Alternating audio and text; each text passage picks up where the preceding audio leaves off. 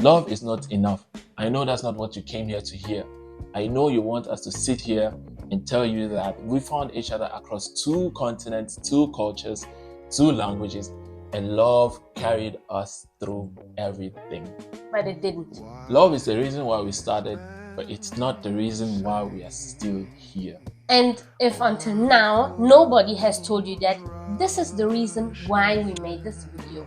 We come from 2 completely different worlds. I'm a Ghanaian, she is a German, and when people find out about us, they go like, love has no borders. It's true, love doesn't have borders, but life has. And if 2 people from complete different cultures, complete different backgrounds, try to live together, build their life together, then only love will not sort it out. So today we are going to talk about the things that really sustain an interracial relationship, not the fairy tale that you see or hear about.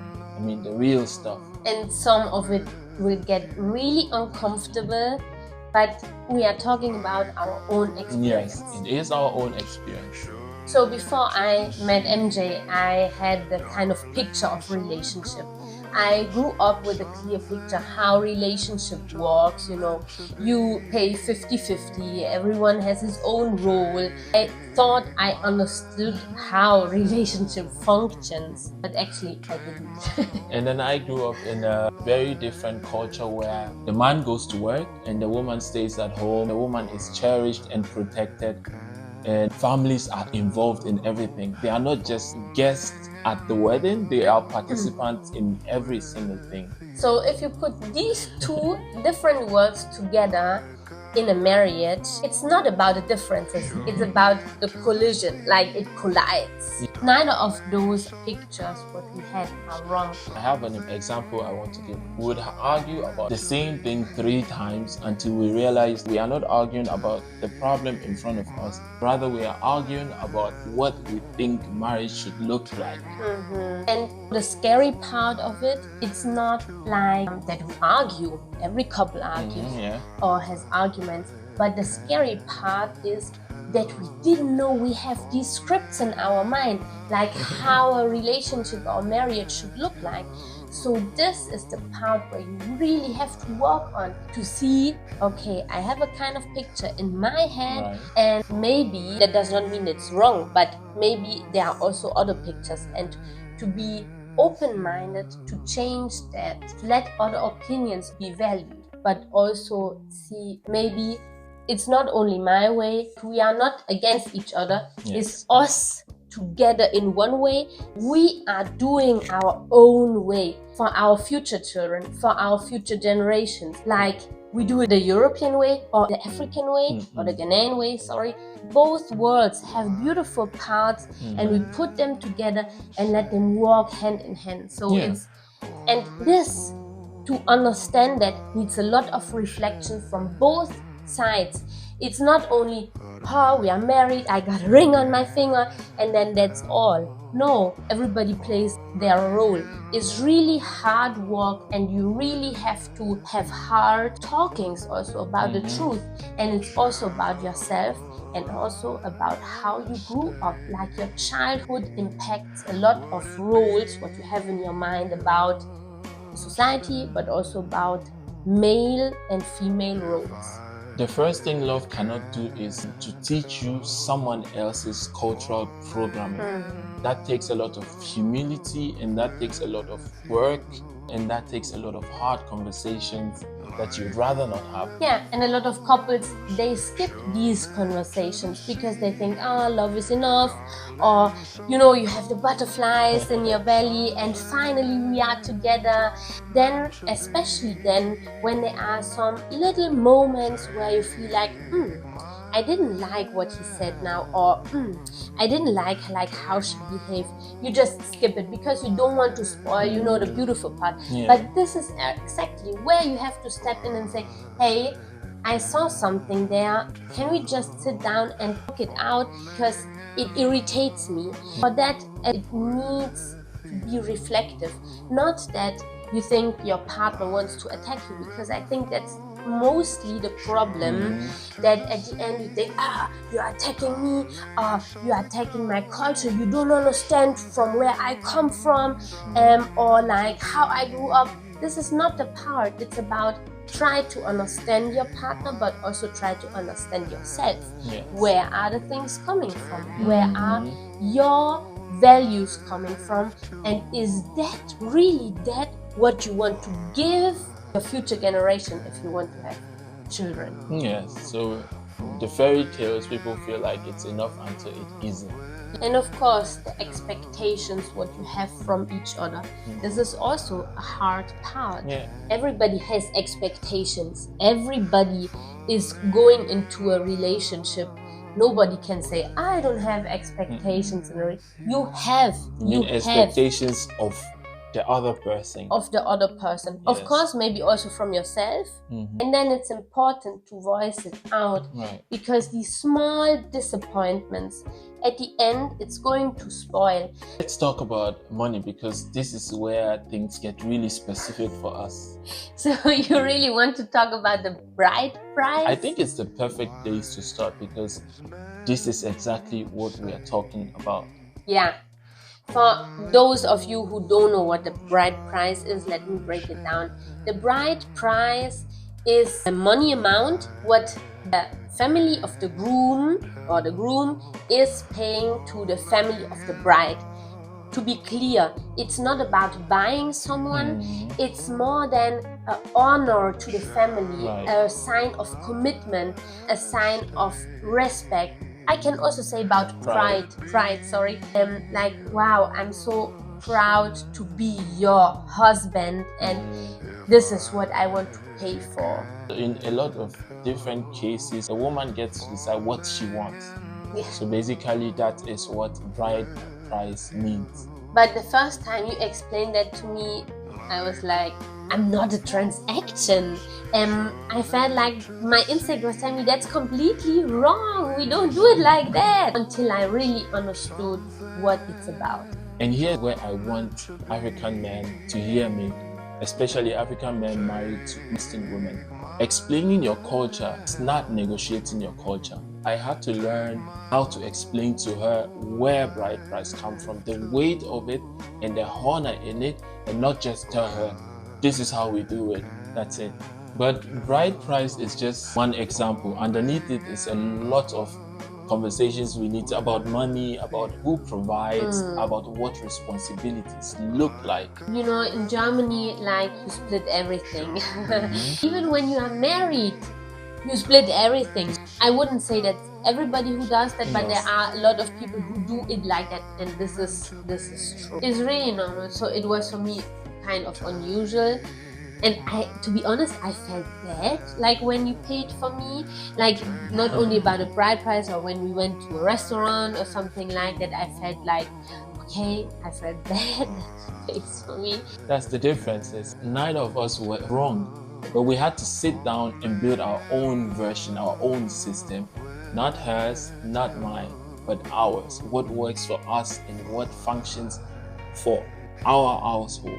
And of course, what is for both of us satisfying, because like I was not satisfied at all when he wanted to pay everything, so we had to work that out. Yes. And this shows that love doesn't build your money system. You have to do that. And the other thing what nobody warns you about when you marry is that you don't only marry your partner, you marry also the family. In Ghana, family is not in the background, it's central. My mother, my siblings, my extended family, they are all right there in your face, like constant exchange and communications. That is not unusual for an African culture. I think anybody that's from Africa knows this. But for me, like my experience, it was not that much, like it was not a lot. I knew that already. I'm coming from, say, doors open family, especially also because of my French background, because their family is living, is lively, and like, yeah, you have always the family gathers and so on and on. So I really enjoyed that from the first second. But I understand also, and that's why we took that point also here in this video, because it's not typical. Here everybody is on their own somehow. Yeah, you can take decisions together, you do take decisions together, but most of the time you just do it like yourself.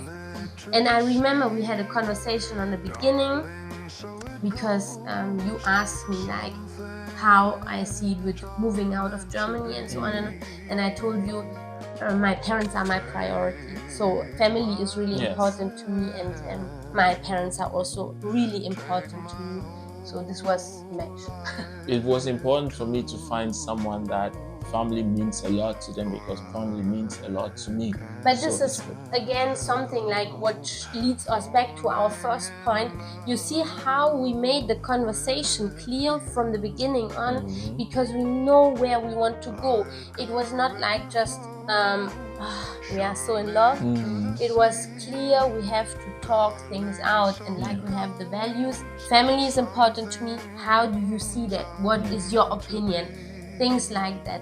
This is important in a relationship. And if you're in an interracial couple right now watching us and you haven't had these conversations yet, this is your sign. Yes. Do it. Go have them. Go have these conversations. They are hard conversations to have, but it will save you on the long term. And one really important point is also that we communicate in different ways. Like Germans are really direct, and if something is wrong, I feel like this is irritating, they say it strictly out. Oh, I know. And MJ is more reading between the lines. What I really appreciate, he's also feeling a lot. He has a good observation eye, and this is also a complete different communication. But it's okay, both are completely okay, but you have to find a way to communicate with each other. One of the sentence what you said on the beginning, this is also what I had to learn, and I'm still learning, I'm not perfect, is always try to be nice with each other. Right. Some things that we cleared from the beginning out of the way is to be nice to each other and to be respectful to each other. Exactly. If I get to a point where I don't respect her as my partner, like what is the point? We see a lot of couples do a lot of things. There's a lot of things that we won't do. Yeah. I wouldn't put myself in a position to disrespect her, even if it's a video, a trend. We don't do that. No, even if it's just like a playful game or something like that, we don't do that, because this is our base, and our base is respect for each other.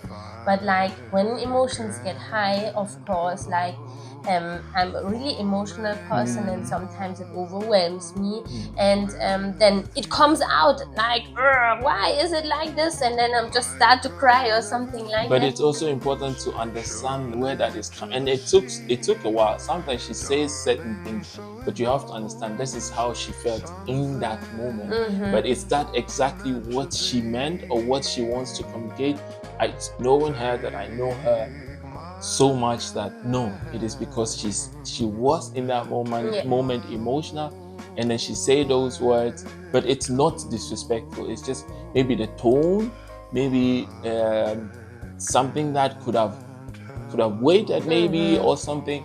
Yes, but these are things that you would eventually have to learn, because her form of communication, how she grew up, is completely different, and how I receive communication from my partner, how I grew up, is completely different. And these are things that you have to understand. She's from a different culture, I'm from a different culture, and you have to try and make it work.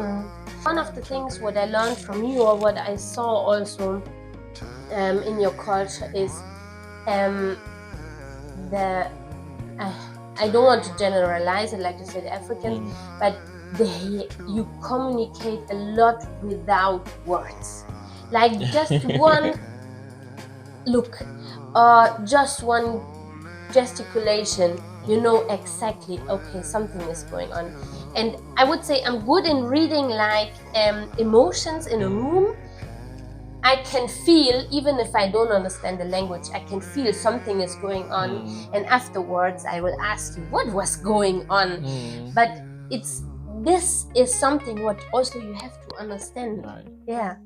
We had to learn our communication style, not only the words, but also the tone, the behavior, everything. I have to say that is not something that love teaches you. That is something that you intentionally need to learn over and over and over again. Right. So we don't want to leave you with just problems. 5 years in, we are still here. So we want to tell you exactly what works. Number one is get curious about each other's culture, especially when it feels like a threat to your own. Get curious about it and ask, help me to understand why it's so important to you, or what is it about. So this makes it easier to understand each other. Number 2, build your own culture. It's not about we take the Ghanaian culture or we take the German culture. It's about what we build together. That means we have our own traditions, we have our own things that work for us, and that we made it as our family. And this is the most important thing. Number 3 is intercultural marriages. Stop keeping score. Don't think my culture gave up more, your culture gave up less. And it's not about who did more and who did less. It's about you guys. It's about being a team and finding the middle point, what works for you. Number 4 is, I think nobody says that because everything is about love, but I think it's the most important thing, is like each other as persons. Not only love, but like each other. You are doing, I like her a lot. as persons, as human beings, like you are doing daily business together every day. By force, you have to be best friends. And if you're in an interracial relationship and you're nodding right now and you can resonate to our stories, write in the comment, tell us where you're from or where your wife or your husband is. We'd love to know. Actually, we are planning to do a series, so don't miss it. Subscribe our channel. Okay, and what is really important for me to say also is we don't want to scare somebody with our points, or we don't want to discourage somebody. It's more about to give you encouragement and to tell you also what can make it more easy, because we have been through it. And this is also really important to me. Being in an interracial relationship is not about a fetish, like having a black man or having a white woman or something like that. Because interracial relationships, they are much more about communication, about the whole surrounding, about the whole complete package. Because if you really want to live together and live your life together, it's so important that you also make the way together. The couples that make it, it's not because they loved each other the most or the hardest. It's because they understood that what they want to build is bigger than their own culture. You have to build your own culture, what works for you, and it's very important, without ignoring both cultures. Love is the door, but you have to build a house yourself. And if you build this house in a really, really good way, it's the most beautiful thing. It's your home.